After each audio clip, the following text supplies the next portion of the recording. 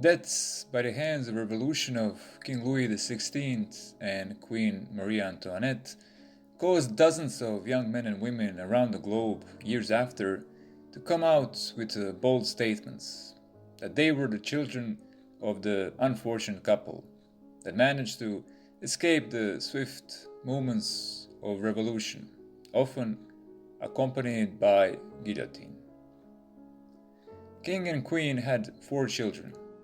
Their eldest, Maria Teresa Charlotte, named after her maternal grandmother, the Empress of Austria, her brothers Louis Joseph, who died in childhood, and Louis Charles, and their youngest sister Sophia, who also passed away in early childhood. Maria Therese, alongside her only surviving brother, Louis Charles, spent 3 years in infamous Temple prison in Paris, from 1792 to 1795. They shared the Temple prison with their parents until they were dragged out in 1793. In 2000, scientists, by using Maria Antoinette's lock of hair and comparing DNA, discovered that the heart of a little boy who died in the Temple prison was indeed Louis Charles.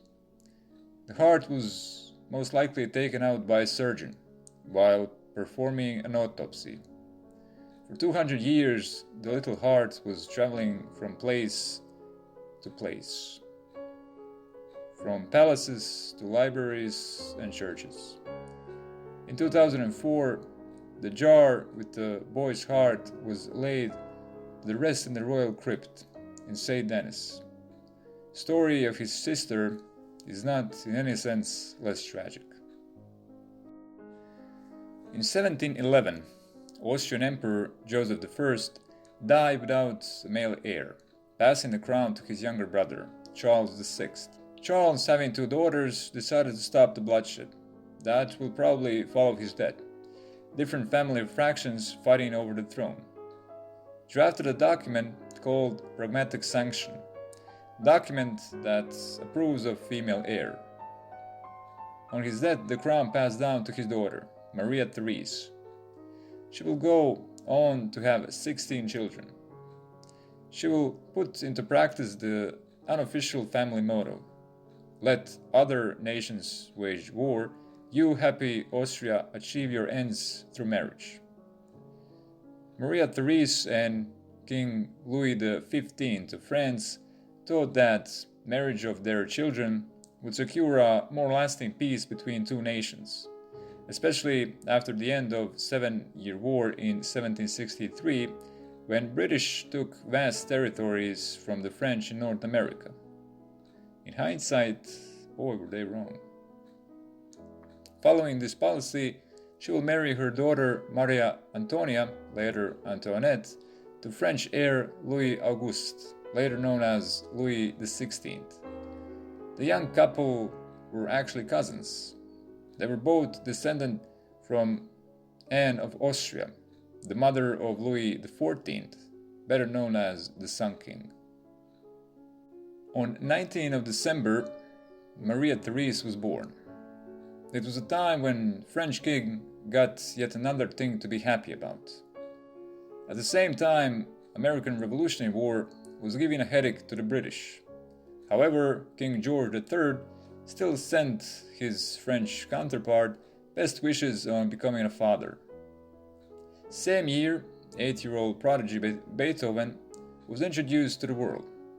French court became famous for its style and fashion, attributed to Queen Marie Antoinette.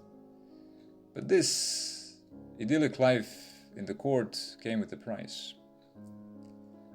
While the king was supporting the American Revolution, his own people were confused by his double standards. 97% of Frenchmen were not members of the clergy or the noble class, yet they were paying all the taxes. After all, was not this the same thing that led to American Revolution? Taxation without representation. To make matters worse, the winter of 1788-89 was one of the worst in France at the time, causing bread shortage. While clergy and the nobility didn't even feel the increases in prices, it was economically crushing for most of the country. With revolution in full swing, in late 1792, the royal family was locked up in Temple prison in Paris. King Louis and Queen Antoinette will be executed the following year. King's youngest sister Elizabeth will be executed a year after. King's son Louis Charles will die of tuberculosis. Maria Therese will be the only one to walk out alive. Allegedly, her aunt Elizabeth advised her to ask the guards to give her a female companion in the cell. 2 days after her aunt's death, Maria Therese received an unexpected visitor. It was Robespierre himself, probably one of the most famous names of the Revolution. The subject of their conversation is unknown, but one could take a guess. An English spy has also recorded that Robespierre returned to prison to kidnap her brother to test security. With internal struggles, Robespierre soon shared the same fate as the people he condemned to death. With new government, the prison conditions improved a little bit for her and her brother, probably to disassociate the new government from the terror. They even let a doctor to see the boy.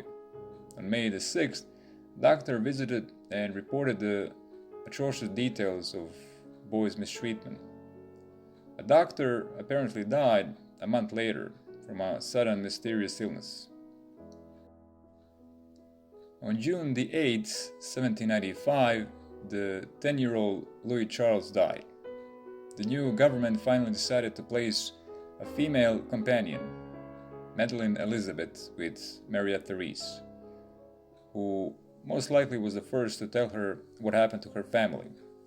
In early September 1795, the government finally allowed visits to young princes. First visitor was Madame Tourzel. She was a French noblewoman, a staunch supporter of the House of Bourbon. She was in charge of taking care of the royal kids between 1789 and 1792. She told her the news that the deal was made, and she will be leaving with her to Vienna, to court of her cousin Franz II. Her uncle, Louis XVIII in exile, wanted to marry her to his son and heir. After royalist uprising in Paris, the newest government arrested Madame Tourzel after finding letters of Louis XVIII in her possession. The two sides, Austrian and French, decided it would be safest to secretly transport young princes out of the country. Except the local opportunists, Louis XVIII was also waiting with his men to try to snatch his niece. The Spanish king was also under suspicion that he might try the same thing. On December 19, 1795, Maria Therese was finally released from Temple prison after 3 years of captivity.